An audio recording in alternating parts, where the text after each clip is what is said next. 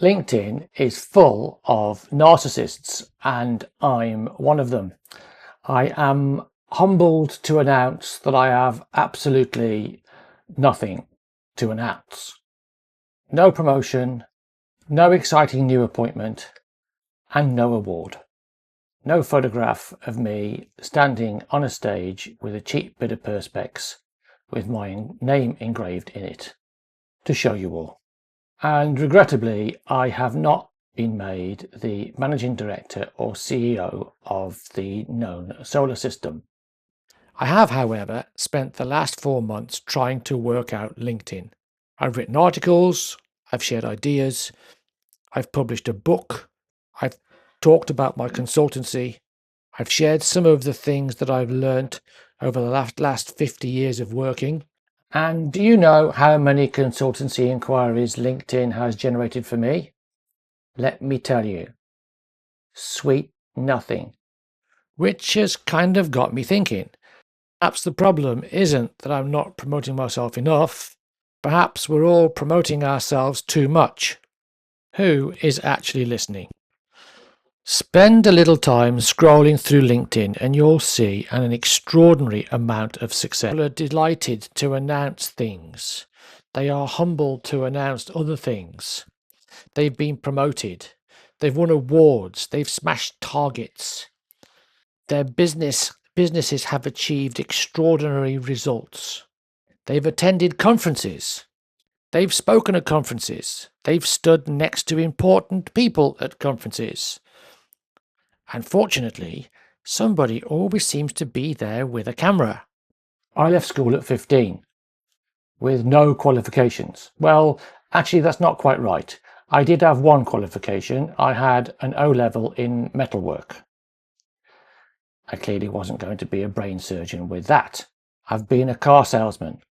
I've been a mechanic. I've worked in insurance. I've built businesses. I've worked in technology. I spent 10 years as a Mac engineer at King's College London. I lived in South Africa for 14 years, where I became a private pilot. I became the UK's highest or one of the UK's highest qualified inline skate instructors. At 55, I learned to ride a motorcycle. I subsequently became a first certified IAM motorcyclist. I built a motorcycle YouTube channel with about 10,000 subscribers, the very one that you're watching at this very moment. I've represented products on American television. And at 64, I was again unceremoniously fired. And then I wrote a book and published the book. Except that really isn't the point, is it? Nobody cares about my CV more than I do. Nobody cares about your CV more than you do. Becoming a private pilot was one of the biggest and proudest achievements of my life. It took a lot of work.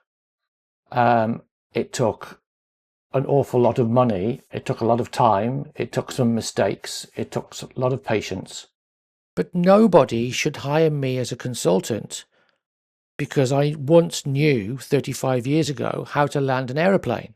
Nor should they hire me because I can ride a motorcycle, fix a computer, sell a car, sell a motorbike, or teach somebody to skate. Those things matter for different reasons.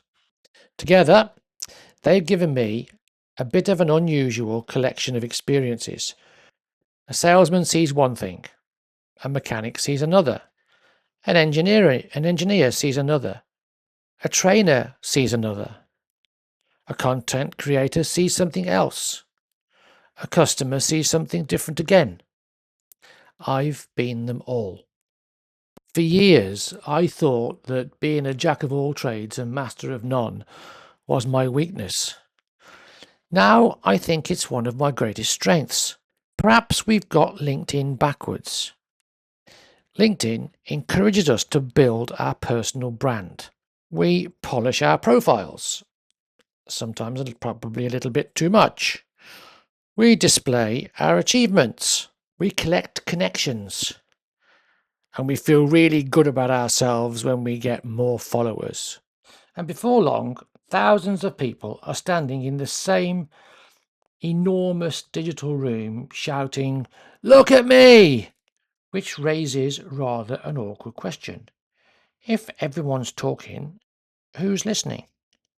If everyone's selling, who's buying? I recently published a book called Nobody Likes Being Sold To, giving salespeople permission to think differently. People generally aren't interested in buying what somebody wants to sell to them. They're interested in solving the problems in their lives, and they're interested in better versions of themselves. Yet on LinkedIn, we often forget that. We tell people how good we are and hope they'll work out why that should matter to them. I've done it myself. And after 4 months of absolutely zero interest into my consultancy, I think I'm qualified to say, what if we've all been talking about the wrong stuff? Now there's an idea. Just take that in for a minute. Let's say that again. What if we've all been talking about the wrong stuff?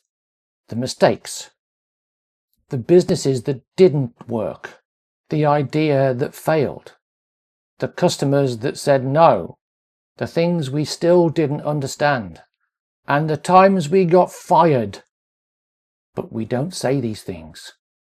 The occasions that we were convinced that we were right, but we were royally wrong.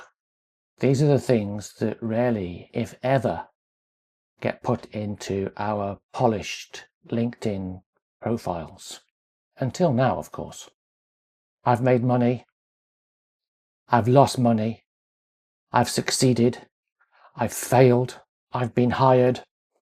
I've been fired a lot. I've made some good decisions.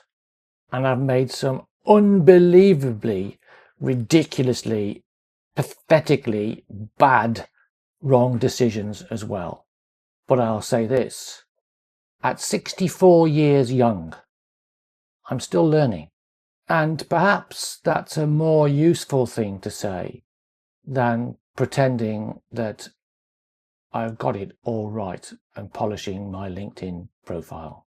Maybe LinkedIn doesn't have the ego problem that I've been thinking that it has. Maybe we do. And I mean we. When I say we, I mean me included. We naturally want people to think good of us and to think well of us.